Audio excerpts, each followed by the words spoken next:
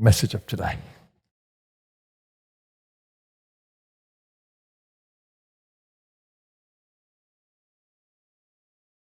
I've said it many times, but I'm not sure whether you got it.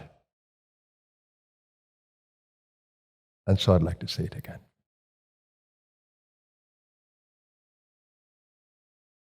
We are told that we are the architect of our own destiny. We are the architect of our destiny. Not some unknown power. You are.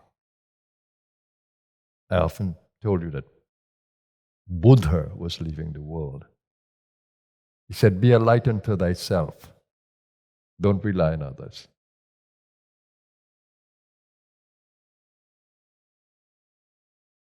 He's also quoted as saying that all that we are is a result of our thought. What we have thought into being. Bhagavad Gita says very plainly, very clearly, very pointedly, lift yourself by yourself. Don't degrade yourself. Lift yourself by yourself. What does it mean to us? It means that there's incredible power within us to shape our destinies, to liberate ourselves, to evolve in consciousness. We didn't come here to evolve in the material world and to build more wealth and power. It will never stay. Have you seen it? Even your body you cannot hold in agelessness because it's not destined for agelessness. Bhagavad Gita clearly states, whatever is born must die. And what is not born cannot die. Body took a birth. Body is living within a timeline. The immortal soul isn't.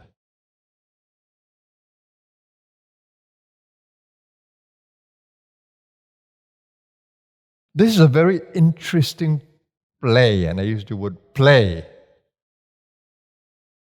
because in a play, you have lots of possibilities. It's an adventure. Use every opportunity from those possibilities to create what you want. Dismantle it, recreate. And play. Nothing is held in a permanent mold. It is malleable, changeable. That's what your destiny is. But the most important thing, which I am not sure that you get clearly, is that that's why you're given an ego in the play. And it's an antakarana, a tool of the soul. You're given an ego because, so you can have a character in the play, and you can have different personas. You can play anything you want. So the ego is meant for play. To create whatever identity you want in the play, change it as you will. And play with the future. What you can create. For me, that's the fascination of the ego. Many people get caught up in, oh my God, I'm not sure whether I'm into the ego or into the self. Well, don't think that you can move away the ego and just go into self, because self does nothing. It does everything through egos. But by itself, it does nothing.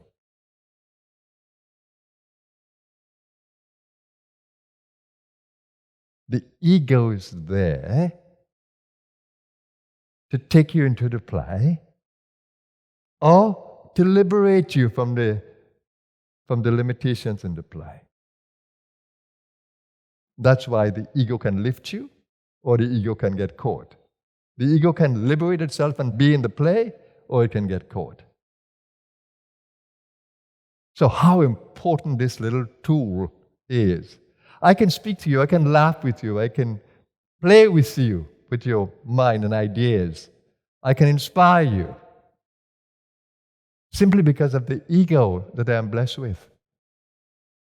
And I've changed that ego over time into the ego that gives me the most beautiful experience in the play. The ego that gives itself the most beautiful experience in the play. The self is there as the source of everything. And the ego is meant for the play. It is the ego that can play in the playground of the self, the infinite self, and renew itself, extend itself, limit itself. It can do anything. So the joy, the destiny is using the ego to create your destiny. That's what I have done, but I have done it not out of my selfishness, but I've done it because I want to adventure in the space of infinite being. So first I had to find infinite being. I had to touch it. And I touched it over a period. It grew by awareness of infinite being, grew. And during that growth period, I maintained a discipline because I didn't feel safe. While the ego was growing, I never felt safe, so I had to maintain a discipline. Discipline gives protection. And I didn't move out of bounds of that discipline that I had created, of chanting, of meditation, and most of all, of loving service. I always love to help, to lift, to inspire. I was born with that personality. And so I grew that personality. But I maintained a discipline of staying in touch with that powerful energy that was my guide, Kundalini Shakti.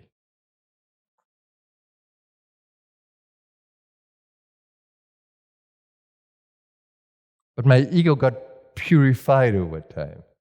And the most important journey of the ego was towards the self, going beyond itself. That was the most remarkable journey that I've spoken of when I speak about the 40 days that I went through in 1978, 23 years old.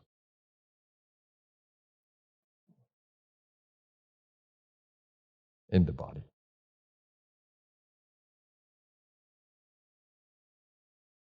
A remarkable experience that brought freedom to the ego.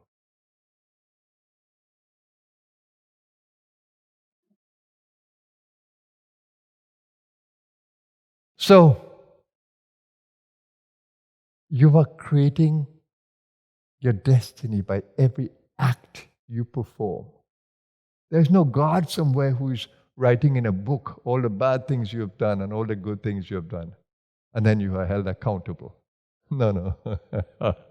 And then there's a hell somewhere with a lot of fire and then a heaven somewhere with a lot of joy. No, none of that. Heaven and hell, as we are told, are right here. But listen for a moment. So if a soul on this earthly plane is so dark and evil, where do you think it will go when it leaves the body? Well, there are worlds of darkness that are called patal. It goes to one of those. And so there are degrees of darkness in these patals.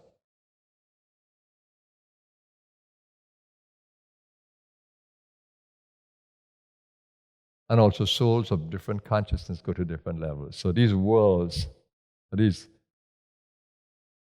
Christ called them mansions of the soul. These lokas extend below the earth consciousness and above.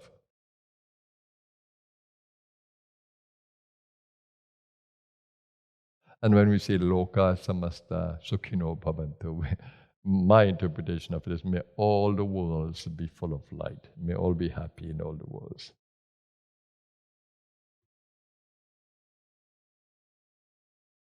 Of course, we can use it to think of the bhuloka, but I prefer to think all the lokas. Loka samasta sukhino bhavantu. May all the beings in all the worlds be happy.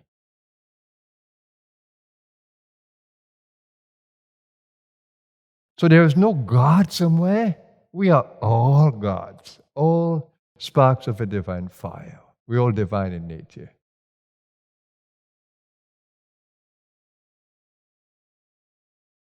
And so when we act, we are acting from the divine, in the divine. But we can act in ignorance, or we can act in light.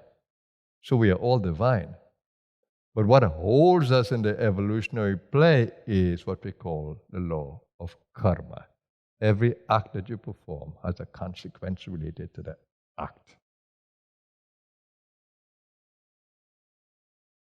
If you send darkness into your world, perform dark actions, that's what you're going to attract from the world outside. The consequences are going to be dark. And if you begin to express light, love and light in your space, that is what you attract. That's a law of causation. Every cause has an effect. So every time you act, you are creating your destiny. Are you freeing yourself? Are you evolving? Or are you limiting yourself and staying more attached and caught? Every time you act, are you acting in darkness, or are you acting in light? That's how you're creating your destiny. That's why Buddha said that you are the result of all that you have thought. What you are now is a result of all the things that you have thought. What kind of thoughts were you carrying, not only in this lifetime, but in the lifetimes before? Do you want to carry them into the future? What kind of thoughts? Are they selfish thoughts? Are they thoughts that hurt others? Are they thoughts of power in the world that you don't care about others, only yourself? Or are they thoughts of loving and kindness and sharing, uplifting, smiling? And can you see how the leaders across the world are? Those who only think of themselves. When we have enough resources on the planet for everybody. Everybody could be happy in the world. If only we have the philosophy of sharing.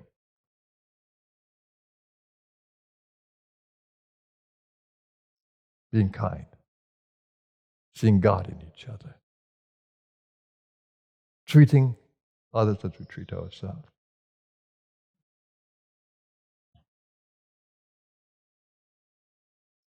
And in the beautiful words of the Christ, it says, I give you just 2 commandments.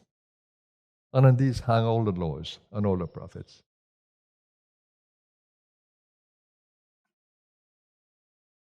To love the divine with all of your being, not part of your being, but all of your being and with all of your might, all the energies that you have.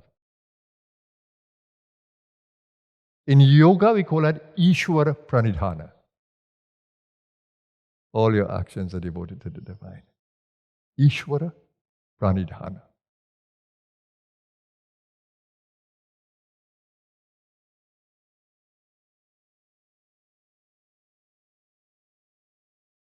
And he said, after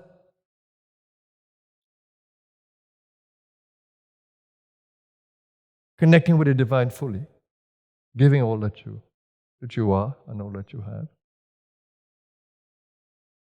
in that relationship, loving the divine with everything that you have and everything that you are. He said, but love your neighbor. Love your neighbor. That means every creature, every plant, every living being, every living thing, as you love yourself. So he added those 2 commandments. And he says, if you practice these 2, if you live in the consciousness of these 2, you don't need any book. You don't need anything else. Any doctrine, any rules, any rituals, any regulations. No, you don't. And after 2 millenniums, we are still struggling with that. People fought wars under the name of Christianity. Can you imagine? They lost it, thinking that this is what a master meant. Can you imagine? Oh Lord. And the animal sacrifices of the past and the people sacrifices of the past, can you imagine the darkness of the Yuga? And now you still have some of that. No, no. If only we really understood the meaning of all these things. All these sacred treasures we've been blessed with, all these beautiful words of the masters, and the books, the inspiration. We don't hear it. We don't hear it. It just comes through the air and goes out, and think we know it. No. Be more discerning, more discriminating, more contemplative. Really try to understand all that you are and your possibilities. You have the power. The karmic play is a play of possibilities, a play of opportunities, an evolutionary play where you can create your own destiny. How are you creating your destiny? What are you doing with all these opportunities that you have in the play? For me, life is an adventure and it will always be. And like I said, we don't die. Bodies fall off. We don't die. We can go to a patal or we can rise to heavenly loka. They start from Manipura.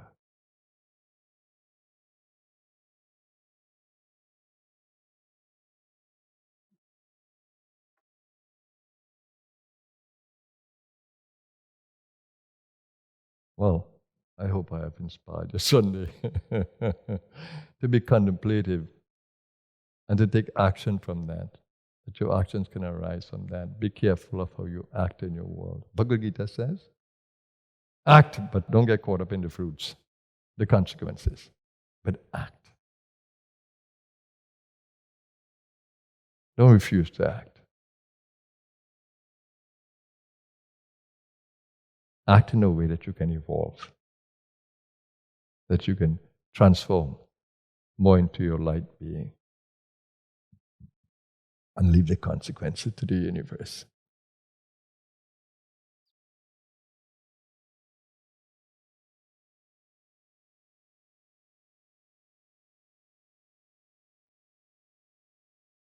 So that being said, I want to wish you an amazing Sunday of possibilities. Be kind to others. Open your heart. Love your neighbor as you love yourself. And most of all, love the divine by seeing the divine in everything. The food that you eat,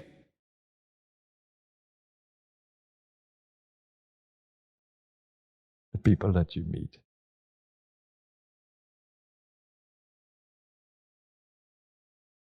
The possibilities, all the beautiful possibilities in the play.